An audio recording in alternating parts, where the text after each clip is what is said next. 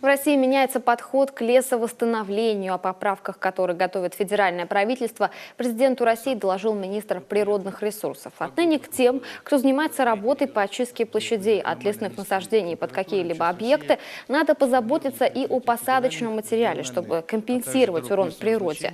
А это значит, потребуются и специалисты, и необходимая техника, и семена ценных древесных пород. Ситуация прямо касается наших лесопромышленников. В Коми этой деятельностью заняты 600 организаций.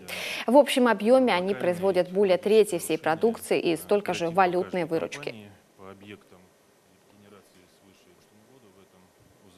Правительство подготовило изменения в лесной кодекс и ряд других законов, связанных с восстановлением лесов при реализации проектов строительства инфраструктуры, при вырубках леса. У нас ежегодно безвозвратные потери где-то 145 тысяч гектар. И плюс еще 5 тысяч это под вырубки, которые уходят при лесозаготовке. Населенный пункт или вот то, что идет расширение? Сергей Ефимович, расскажите об этом. Уважаемый Владимир Владимирович, в сформированных предложениях мы вводим порядок компенсационного восстановления леса по базовому принципу. 1 гектар вырубили, 1 гектар восстановили.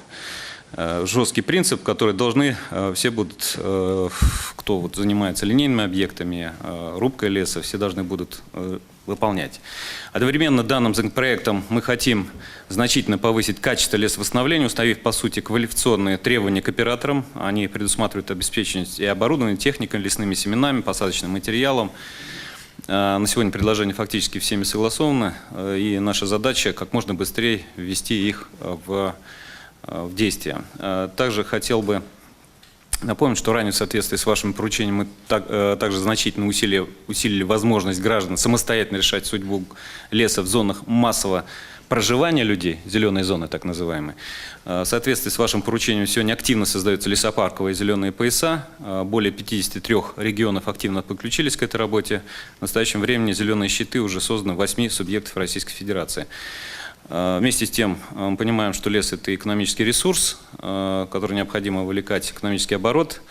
В 2017 году был установлен рекорд за 20 лет по заготовке древесины. Порядка 216 миллионов кубометров было заготовлено, но при этом и в прошлом же году было проведено лесовосстановление на площади более 953 тысяч гектар, что превысило площадь рубок. То есть у нас здесь полностью все, что было вырублено, восстанавливается. Также хотел бы доложить, что в 2018 году вступают в силу новые правила ухода за лесами, разработанные совместно с общественными организациями.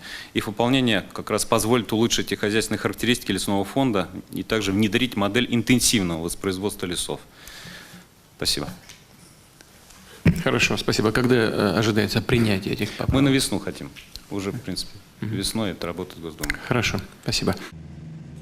Отметим, сейчас в Коми этим занимается как лесная служба, так и арендаторы площадей. Это не только положительно сказывается на природном балансе, но и исправляет ситуацию там, где в прежние десятилетия вырубки велись бесконтрольно.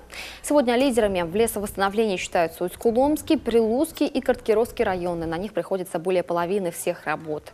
Традиционными проблемами остаются незаконные рубки и лесные пожары. Впрочем, здесь выявленные объемы пока не показывают динамики роста. Зато регион научился полностью обеспечивать себя семенным материалом.